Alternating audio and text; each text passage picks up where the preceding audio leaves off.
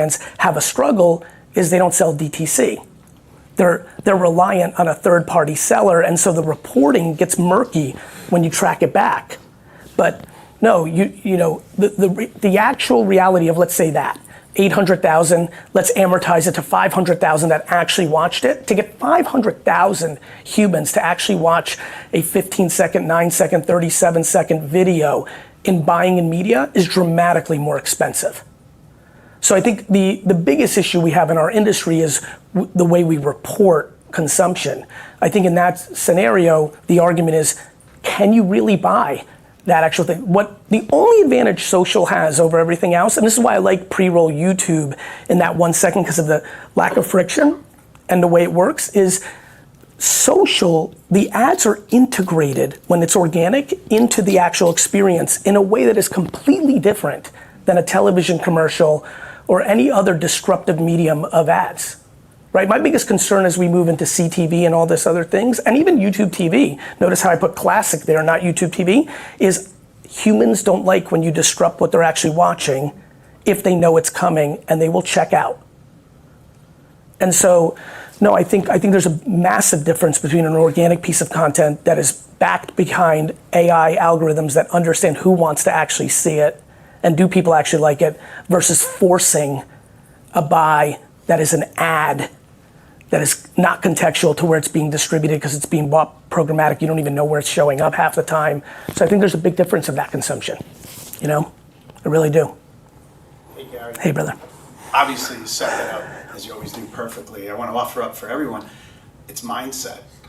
You just hit on the head. If you don't sell direct to consumers and you're selling through big retailers and other things, the organization, many folks, right, they have that old thinking or old mentality. It takes quite a little bit of time to get them to think differently. Not only that, it also means in that scenario that you have to look yourself in the mirror and realize your organization's a sales organization, not a marketing organization, exactly. Right? Like when you look at the biggest brands in the world, sales, this is why, the most interesting battle in the world right now in media is the platforms that actually have attention, Google's, Meta's, TikTok's, versus the platforms that don't have the attention, retail media.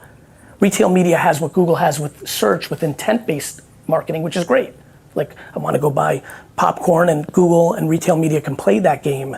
But think about what's happening when you're a sales organization coming next. The amount of money these retailers are going to extract out of all of you is insane.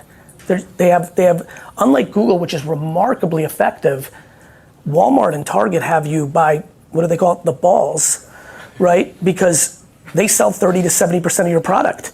And when they say, I want your spend to go up 100% this year, you say, thank you very much. And then they're gonna take that money and create private labels. And then they're gonna take that money and give it to up and coming brands that are actually doing organic social and paying for them to come in. Do you see what's happening in beauty? Literally Sephora, Ulta, all these companies, they're literally charging more and more for the big beauty brands to get into their store, and taking that money and giving the little brands that are winning on Shorts and TikTok and Instagram money to come into their stores. Are you fucking kidding me? Anyway, go ahead, Joe. No, just to continue. There you go. Set them up perfect. No, what's really interesting is there is hope. I can tell you there's hope. I agree. I sat in on the meeting with the big guy you mentioned, the big W. Yep. And it took 3 or 4 meetings to get the understanding of, we understand there's a huge trade budget, we understand we can all buy volume and do all of that, but how are you gonna change the game? Because, no offense, I don't buy the product off the shelf, you don't, it's the consumers, right? So they're starting to see that and get that they obviously have massive control, as you said, but I remember a little company called Sears, and I lived through that. I know executives that went over there and would say, you guys have no idea who this Jeff B guy is. And literally, it's going to happen to CPG companies for sure. I think so. And I think the cool thing is, and this is why I'm so obsessed with social organic, the one thing that gets the attention of the biggest retailers in the world is if they believe you can drive new people into their store. Right? The reason they're taking big brands' money and giving it to little brands is they don't want those little brands that are the coolest to stay DTC.